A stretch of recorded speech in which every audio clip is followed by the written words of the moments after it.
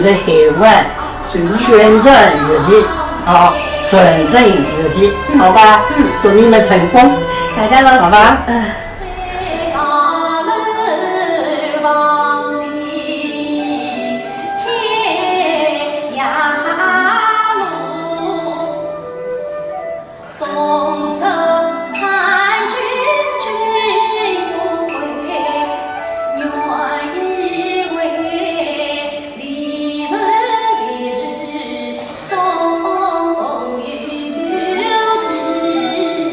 那么，中华文化也非常的优秀，中国的文艺这个文化也非常的优美。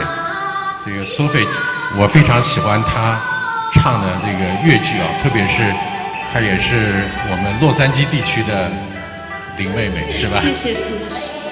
也算是王文娟老师的传承人所以每次听到她唱这个，我都觉得非常的亲切也想到儿时的时候看的这些王文娟演的这些粤剧这些。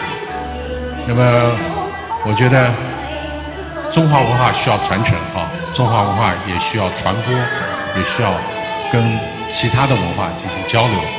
所以我想我们的侨胞们特别是我们的艺术家们在这儿做了一个非常好的工作，特别是从2018年举办首届的活动到现在坚持4年举办这样的活动，为这个传承和传播中华的文化发挥了很重要的作用，做出了很大的贡献。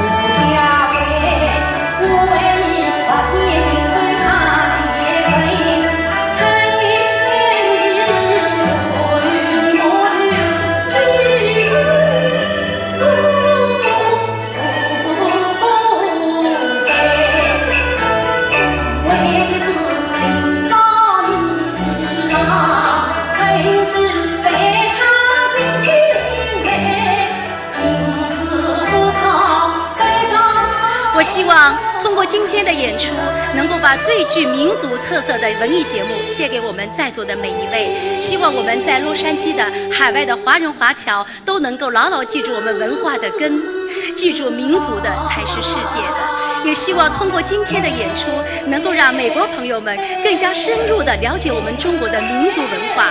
文化是友谊的桥梁，祝愿我们中美两国的友谊源远流长。谢谢大家。